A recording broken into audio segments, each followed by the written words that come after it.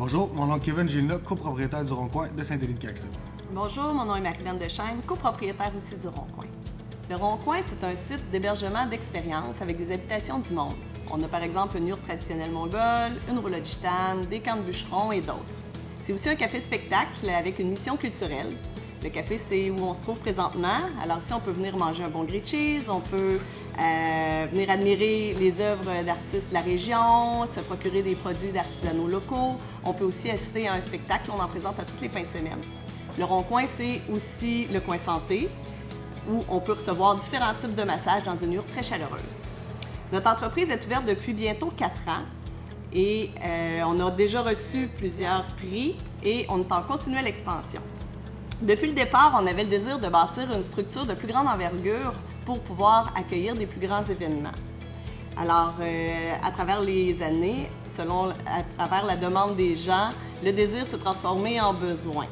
Pour être cohérent avec le reste de notre site, on a décidé de construire une habitation qui part d'une structure rustique, qui est le chapiteau, et de l'adapter, de le concevoir d'une façon tout à fait unique et originale. Donc, une chapatoine, c'est une bâtisse qui est inspirée du peuple montagnais. Dans notre cas, qui va être un peu plus longue que ce qui se faisait à l'époque aussi, va avoir une capacité de 200 personnes en formule debout puis 125 personnes en formule assis. Ce qui va nous permettre de présenter des spectacles de plus grande envergure, des spectacles de marionnettes géantes, des marchés de Noël d'artisanat locaux. On a plein d'autres idées, mariages, et aussi on sait qu'il va y avoir des idées qui vont nous venir quand la bâtisse va être là, un peu ce qui s'est passé aussi avec le café-spectacle ici.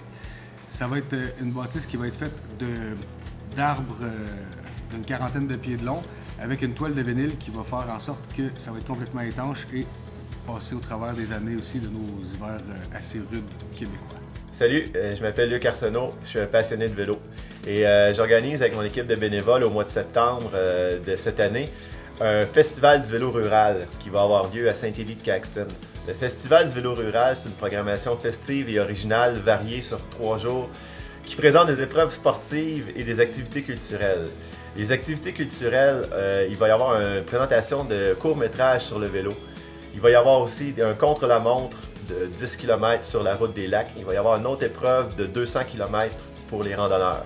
Donc pour nous, c'est important d'avoir un lieu original, convivial et festif où on puisse se réunir pour différentes activités reliées au festival, dont la présentation du festival de films, les repas qui vont être servis durant la fin de semaine et le spectacle musical festif qui va y avoir lieu le samedi soir. Pour plus d'informations, je vous invite à aller voir sur notre site internet festivalduvelorural.com.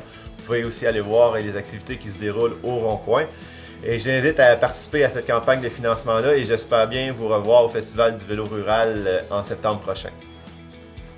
Bonjour, je m'appelle Sarah Barbieux, je suis de la troupe Caravane.